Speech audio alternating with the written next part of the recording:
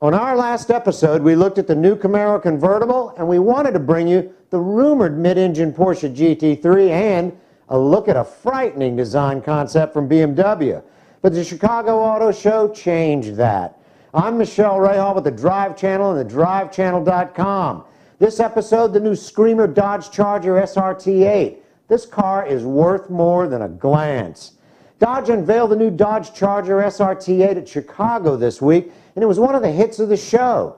This car made us here at the Drive Channel feel like a parallel universe exists in the auto manufacturing world. They build a Godzilla and then they build a Bambi. It's like they've got the Sybil syndrome. I think the net of all this is that in America we want horsepower, and then they have to satisfy the government with little electric eggs. Well, this car is a radical departure in looks from anything we've seen yet from Chrysler on the heavy horsepower front. It's got a mouth as big as Joan Rivers, but what's scary is it looks good. Joan Rivers is pretty damn scary too, but not in a good way. The body treatment on this car is nothing short of cool. If you look at the front, you might see some of the Audi style in it, but that doesn't hold up when your eyes move from the nose to the hood. To me, that's where they really connected the look. A drop-in air duct with its own separate latches, scalloped side panels, and a rear wing, which might work if you ever see the other side of 130 miles an hour. Well, there's no way it stops there. You need that big hood and reverse scoop to handle a massive 6.4-liter Hemi engine that sits under there, and it develops over 450 horsepower with variable valve timing, and it can do 0 to 60 in just 4.6 seconds. All that in a 4,400-pound car.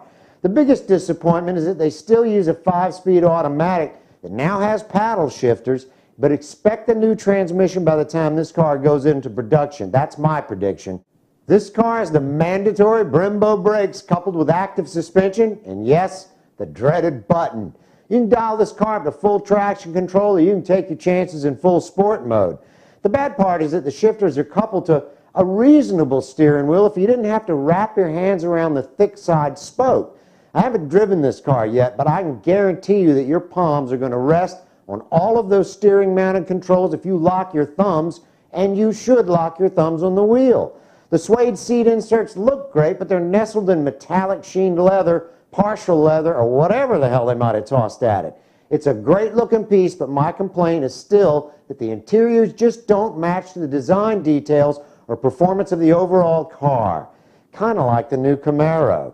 I'm Michelle Rahal with the Drive Channel and thedrivechannel.com. This weekend we're going to look at a 430 horsepower Hyundai Genesis. You heard it right, an asphalt-ripping luxury Hyundai, also introduced at the Chicago Auto Show. Thanks for watching.